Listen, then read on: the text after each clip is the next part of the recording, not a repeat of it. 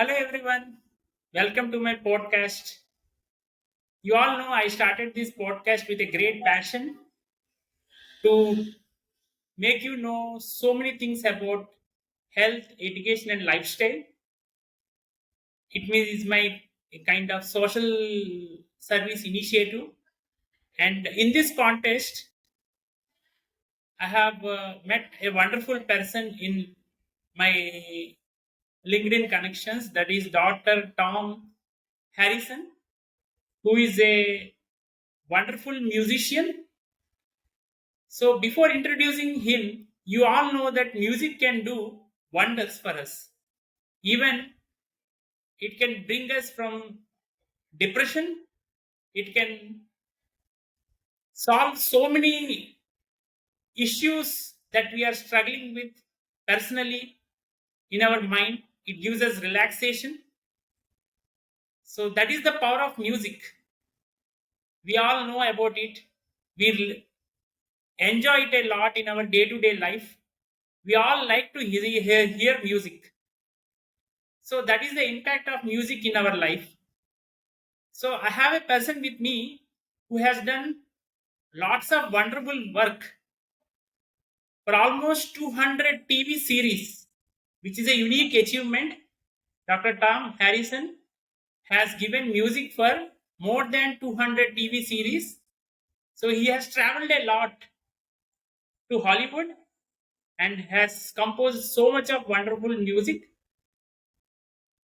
for so many popular series, which he will tell and he will explain about.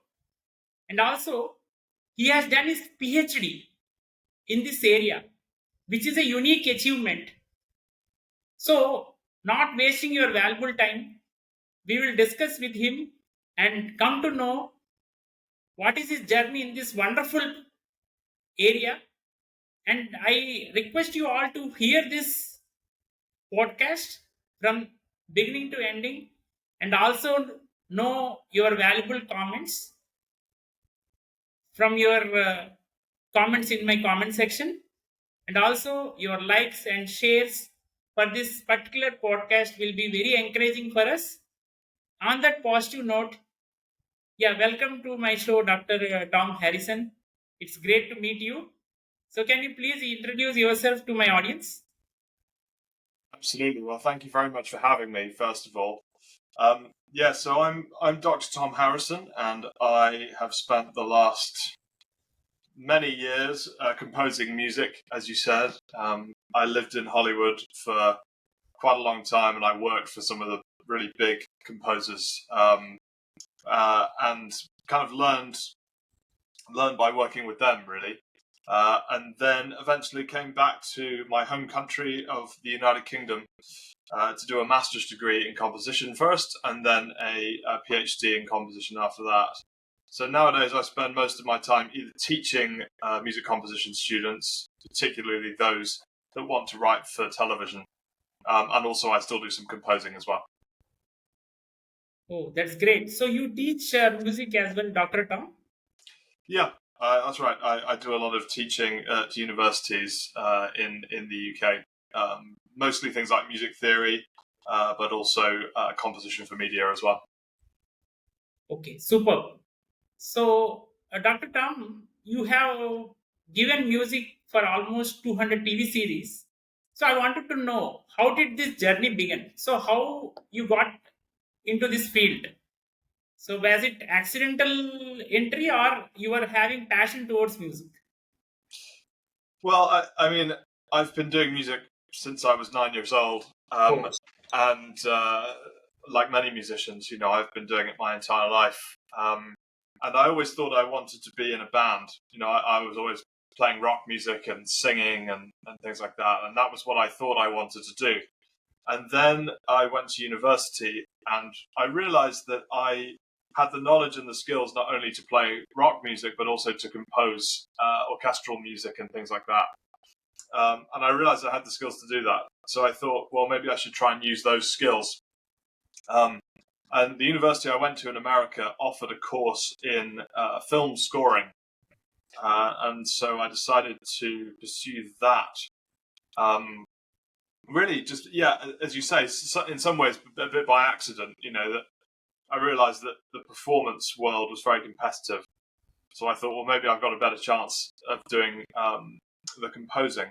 And of course, the reality is that all of these fields are very competitive. But at least I got to draw upon some of those skills, that I'd learned growing up.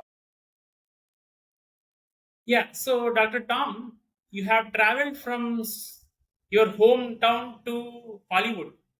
So, how was this amazing journey? We all know Hollywood is a dream for all of us. So, how was this travel for you? What is your journey key points? I mean, it was pretty extraordinary, really, because I started in Scotland and I moved to London for a year, and then I went to Boston in America to go to university, and then I went to Hollywood. So it was sort of a gradual, getting further and further away from home. Um, yeah, living in Hollywood was, I mean, like you said, it's a dream. It was a dream for me, and it came true for me, which was amazing. Um, and it was an extraordinary place. And I was surrounded by creative people who are trying really hard to get to see their name in lights, as the expression goes, right, to find their fame and fortune. And there's a real energy, I think, to that.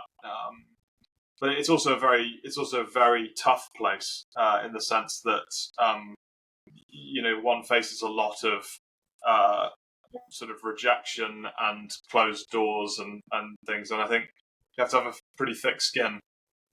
Um, but yeah, I had the opportunity to, I found myself, I had an internship on The Simpsons, which was just amazing. I mean, I grew up watching The Simpsons, as lots of people do.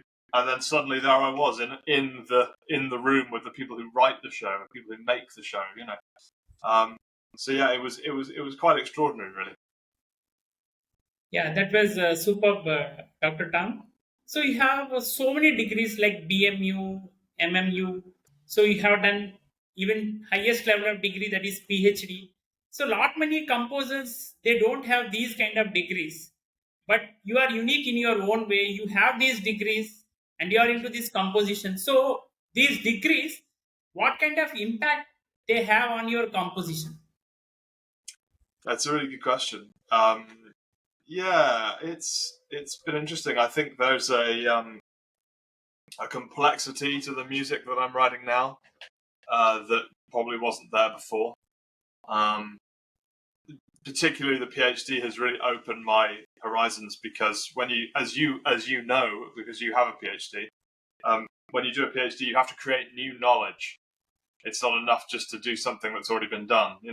So, in terms of what that means for music, it means that you're trying to compose music in a brand new way.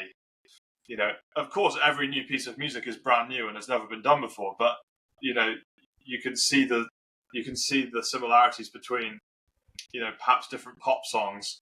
They're done in the same style or something like this. So I was forced to confront the real fringes of avant-garde music composition and looking at what is the cutting edge of how music is being composed today, particularly kind of in experimental genres and so on. So yeah, the PhD had a massive impact on me in terms of music because I learned about all these areas of experimental music that I previously hadn't considered, and I gradually amalgamated those things into my own style. So it was a fascinating process. Yeah. So, Dr. Tam, PhD is a very big dream. It needs a lot of passion, hard work, dedication, and you are in a field where there is a lot of creativity, which is music composition. So, I wanted to know who inspired you to do PhD when you are in a very separate field, that is music composition. What made you to get inspired towards doing PhD in this area? Yeah, I mean, it really came out of my teaching work, and it seemed to me that the teaching that I was doing, I was really enjoying, but I really wanted to get to the top of the field in terms of being an academic and teaching music composition for film. And in the UK, nowadays you really have to have a PhD to teach in certain places. And so I felt that if I did that, then it would give me access to some other areas. So yeah, it was really born out of just wanting to do more and more teaching at the highest level possible. That was the main motivation. But then actually, I've got to spend the last 4 years at the Royal College of Music, which is such a wonderful place to be. So much history there. So as a byproduct of that journey, I've actually met some amazing people and got to make some great music. So, Dr. Tom, can you please let us know what was your area of research when you were doing the PhD? Yeah, so it started out as it was basically a PhD about cartoon music, and so I started out looking at Scott Bradley's music for Tom and Jerry, the original Tom and Jerry cartoons, which actually in its day was pretty avant-garde music, and is still considered today to be quite innovative. And Scott Bradley was really interested in the music of Arnold Schoenberg, who, for listeners who don't know, he kind of changed the way music was written because he got rid of major and minor and started doing everything with all 12 notes. This was this big revolution in the classical music world.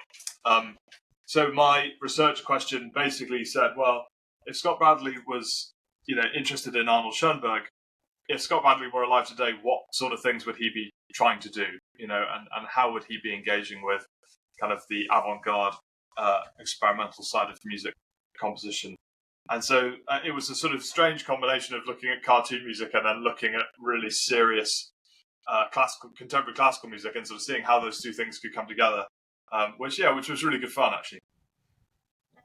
Yeah. So, can you please share one of your research insights from your doctoral work, which applies to the current day composers?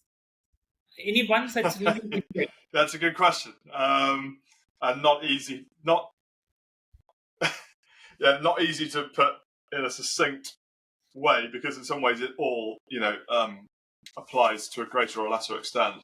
But one thing that I found really interesting was kind of looking at rhythm, because a lot of explorations of music composition and modern music composition talk about pitch a lot. Innovation in harmony, innovation in melody writing, or timbre, which is how something sounds. The difference between a flute and a clarinet, for example.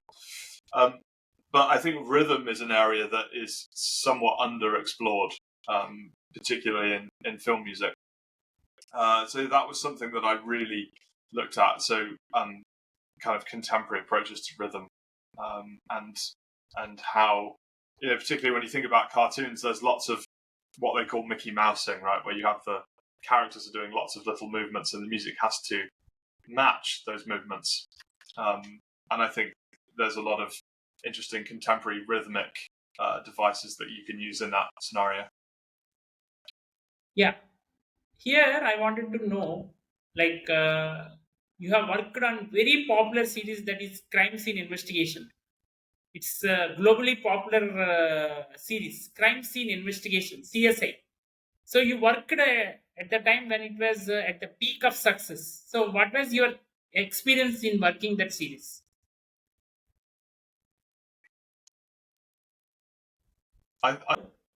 You worked on one of the most popular series that is Crime Scene Investigation, and it is globally popular series. And how was your experience in working in this series? Well, it was very interesting. I worked for the composer whose name is John Keane, and yeah, he taught me a huge amount about composing and composing for television. And I mean, he and I spent sort of 10 hours, 12 hours a day together every day for 3 years. So it was sort of a very intense period, and we created an enormous amount of music. I mean, hours and hours and hours of music. The material of the program is very dark, and so it was at times it was difficult, because every week we were confronted with quite dark imagery, and we have to write the music to make it even scarier than it already is. So it's kind of a difficult thing to do. But I consider it to be one of the most important things I've done in my career.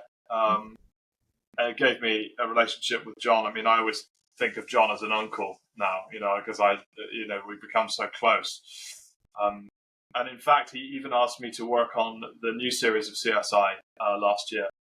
So that was really amazing to sort of be reunited with John, and I've worked remotely from London.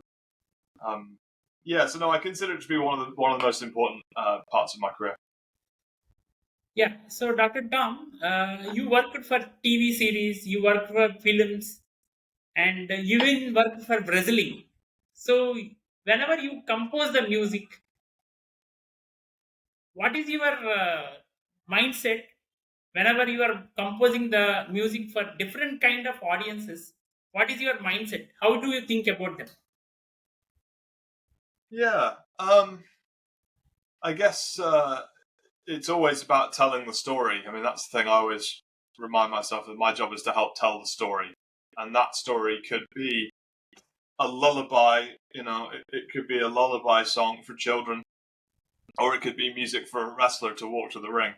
And so it's all about music that serves a purpose, and it's not about me writing clever chords and all that sort of thing. It's about creating something that works for the purpose.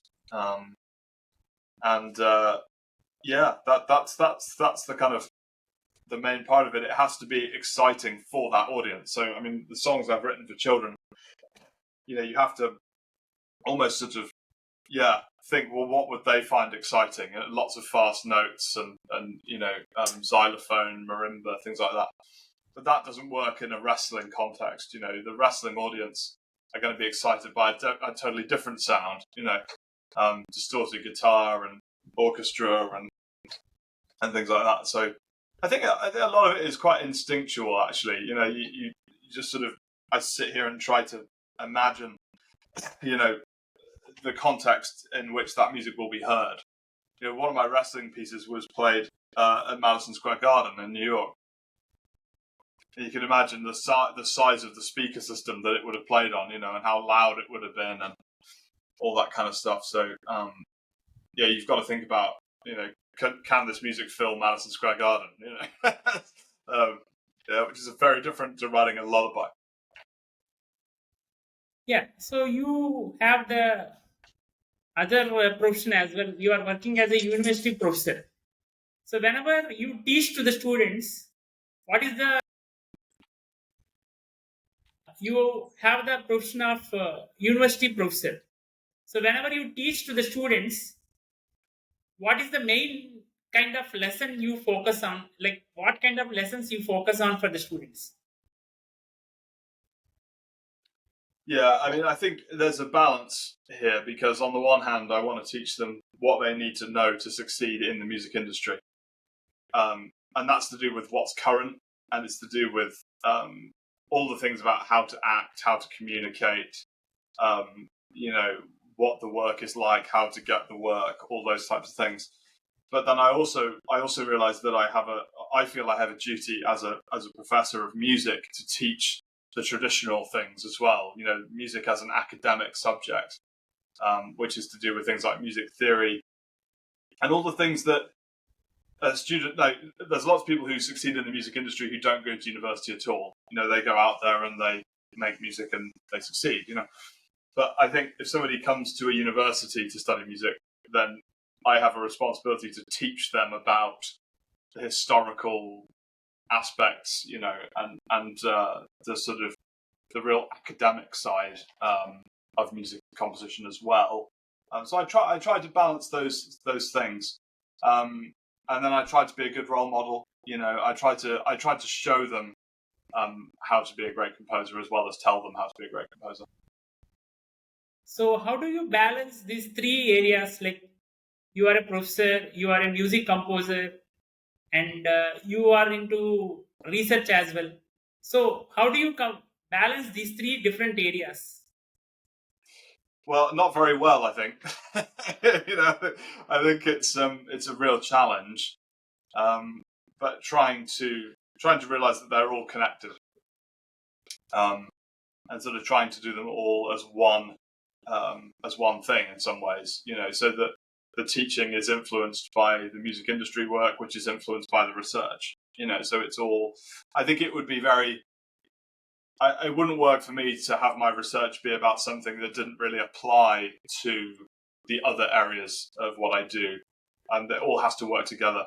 So that's, I think, what I'd say to anyone is if you want to do research, but you also want to be a practitioner, um, and also a teacher, you've got to find research that is relevant to those things. Yeah. So I think a lot of times people undertake research in very, very obscure areas and then say, well, I can't find any teaching work. And you think, well, actually, but you have to research something that students want to learn, on some level, And yes, there are certain things they don't want to learn that they should learn, and that's fine. But, I think it's you have to think about, your sort of impact on reality, not just sort of the obscure corners of the library. So, Dr. Tom, you have worked on many projects. So, what is the most challenging and rewarding project till now for you? Um, what's the most challenging? I mean, they've all been challenging, really.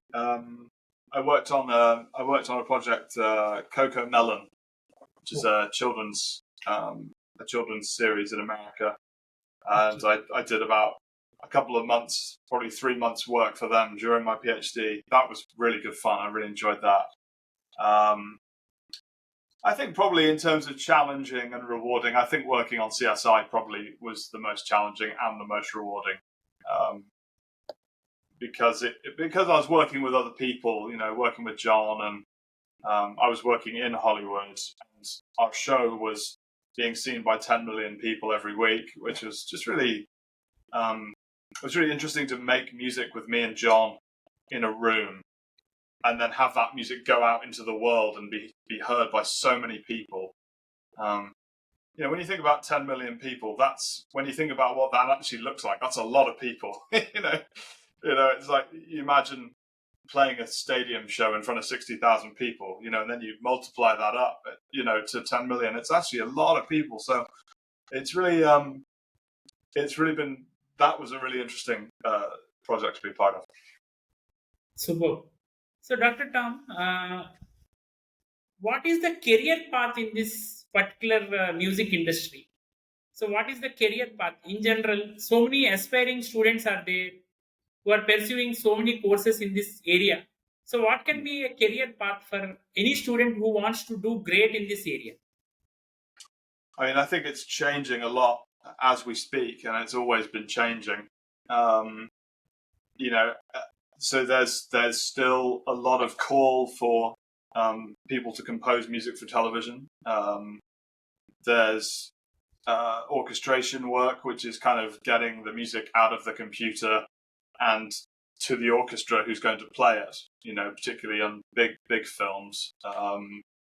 So there's that sort of work. We'll see. I mean, I know you're the AI expert, of course, and of course, all the musicians are worried about what's going to happen when AI gets better and better at composing music. There's a lot of fear there, I think, and I like everybody else, though I have a little bit of fear there. But I think for now, there's still a lot of space for music students to graduate and forge a career composing music. Ask me again in 10 years and we'll see where we are. But for now, I think it's there's still a lot of work to be done for musicians. Yeah. Yeah, Dr. Tom, you have raised one big point here that is all about generative AI. So, the generative AI is generating images, videos, even music. You give the script, it is generating even a kind of video movie as well. So, in this scenario, what are the challenges the music directors are facing with? Yeah, I think this is a big topic, and I've been asked to give some lectures on this next year, which I'm really excited about. doing the research. I've yet to do all the research that I want to do in this area. Um, but yeah, I think there are still, while the AI is producing music that sounds like music, and it sounds, in some cases like it's good enough to be on the radio or something. I think there's a lot of problems still. Little problems like if you ask it to make a small change, it might make a huge change. The sort of the process of the iterative process that one can have with a composer. Where you might say, "Oh, actually, can this section be a bit different or whatever?" I think the generative AI is not quite there yet with some of that. Again, this is just from what I've observed. I'm not an AI expert. But yeah, we'll see. I guess it's still in early stages, and I hope that there'll be enough AI companies that create tools for composers to make their jobs easier. In the same way that ChatGPT, writers use ChatGPT to speed up the process by getting rid of the menial tasks that they don't want to do, like spell check, and So I think the more it pushes towards being a sort of musical spell check for composers, rather than a tool for non-composers to just create music out of thin air, I think that'll help composers kind of keep up. And ultimately will make it better. But let's see, let's see what happens. Yeah, that's a very good point you told about. So, in this context, I wanted to ask those people who want to blend their academic career with this kind of creative career, what kind of advice you want to give? Because you are a rare combination where you have managed your academic career along with your professional career in a creative field. So, what kind of advice you want to give to those kind of people? Well, I mean, I think it's very difficult, really, because if you take a teaching job that's full time, that makes it very hard to do creative things, because people say to me, "Oh, well, you've got the summer, you could during the summer." But creative work doesn't work like that. It comes in when it comes in, and you have to either do it or not do it. So it is difficult to sort of balance kind of freelance teaching and freelance creative work, because you never quite know when it's going to come in. So I think kind of keeping an open mind, being flexible, and working with people who understand that you have all these different things that you do. For example, when I worked on Coco Melon, I was doing my PhD and I was teaching 1 day a week. And I said to the people at Coco Melon, "Look, I have to teach on Friday, so I can't do any composing that day." And they, to their credit, they understood that, and they said, "Okay, that's fine." So I think working with the right people and making sure that you sort of set expectations, so that everybody understands what your commitments are, and they might not be happy with that, but in the end, you can't do everything. And I try to just do things that feel good. I work on projects that I want to work on, so that then I don't ever get kind of overwhelmed, and I'm able to balance everything. But yeah, it's really rewarding. I mean, the other thing I'd say is that again, like I said, it's all connected. So when I was teaching on that Friday and I was doing Coco Melon, I was able to, when I went into the classroom, say, "Well, I was just working on this project," and so basing my lesson on what I was doing, as a practitioner, which the students really like, because it feels connected to the real world and the real industry and all that kind of stuff. And also then when I talk to my students, it gives me a new perspective on my creative work, because they'll say, "Why do you do it that way? Why don't you do it this way?" And then you think, actually, why do I do it that way? And it sort of it makes everything new again. So yeah, that's what I'd say. So, Dr. Tom, you want to work for Indian film industry, Indian web series, because this is a huge market. Like Hollywood is there, there is Bollywood as well. So, are you Yeah. interested to work for Indian market? I'd absolutely love to do that. That'd be fantastic. And I'm a huge fan of Indian music as well. On top of that, but I mean, the only thing I'd say is that I would never want to sort of take, you know, in some ways, I wouldn't want to take a job away from an Indian composer, working on an Indian film. But if they wanted me, because they wanted me to do what I do, then I'd be delighted, Or maybe I could work in collaboration with some Indian composers and musicians. That would be really interesting. But yeah, happy to get involved. Yeah, we would love to see you, Dr. Tom, in Indian industry as well. So it will be a great Thank you. welcome from all of us to you. And who is Thank your you. favorite music composer, Dr. Tom? Well, I think this changes a lot, Right today, I'll say Scott Bradley, who was the composer for Tom and Jerry, and he worked in Hollywood in the 1930s. I think he was a very intelligent and very talented composer, who understood the orchestra, he understood music notation, he understood film music, and he was interested in innovation. I think, he was a really rare combination of things. And he was also very funny. If you ever read any of his writings, he was very, very funny. And he just seems like the sort of guy that I would have been friends with. So yeah, that's the answer I'll give today, Scott Bradley. Yeah. So, which is more tougher one, Dr. Tom? Is it live concert or studio composition? So, you have done these kind of things in your career. So, what do you think is the most challenging one? Is it a live concert which is more challenging, or the studio recording, managing so much of orchestra? I mean, I think I find live concerts much more straightforward, actually, and good fun.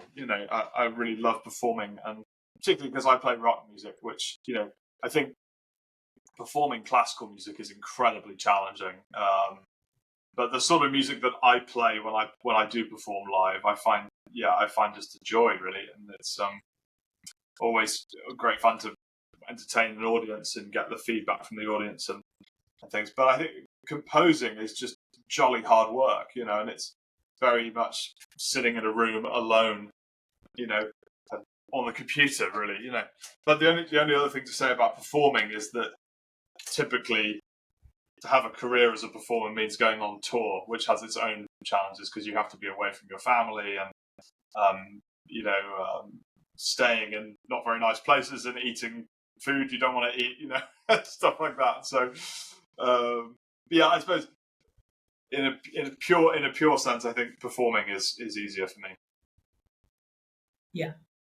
So, as a music director, you have a great responsibility where you sit with the director, you listen to the story, you understand everything, you frame the background music. Nowadays, in Indian industry, lot of background music is given a significance kind of thing. So, this entire journey of composing music, which runs along with the storyline.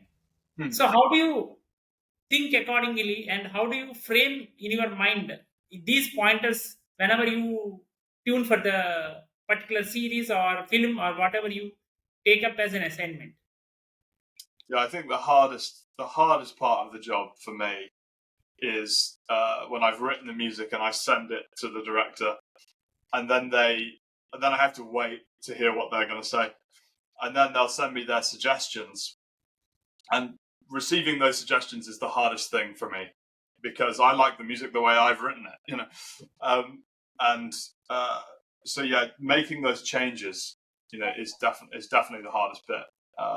I think from an ego perspective, as well, that I really struggle with that, and also because I like to create something and then get rid of it. I put it out into the world and I'm done.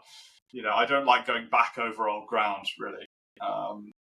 So that's probably the greatest challenge. It's something I'm working on more and more. I try to sort of take a deep breath before I open the email, and remember that it's a collaborative process, right? So yeah, that's the biggest challenge. Okay, finally, Dr. Tom, I wanted to know what is your future plan? You are into academics, you are a professor, and you are into research, and now you are doing music in wonderful series. So, how do you plan for your future? It's a really good question, and I wish I knew the answer. Really, I think uh, I actually had a meeting with the director of the Royal College of Music about 2 years ago, who's now retired, and I asked him that same question: how do you plan? And he said to me, he said, my whole career I've just followed my nose, which I thought was such an interesting. My dog is sleeping; she's making a noise. Um, Okay. but yeah, follow your nose, which I thought was such a great thing because in some ways, as long as I'm keeping making music and investing in myself and working hard and reaching out to people for opportunities and things, I think in some ways, I'm not as in control of my path as I'd like to be. And what typically happens is people ask me to do things like today. You asked me, do you want to come on my podcast? And if you say yes, I'll do that. And I think that ultimately leads you where you need to go.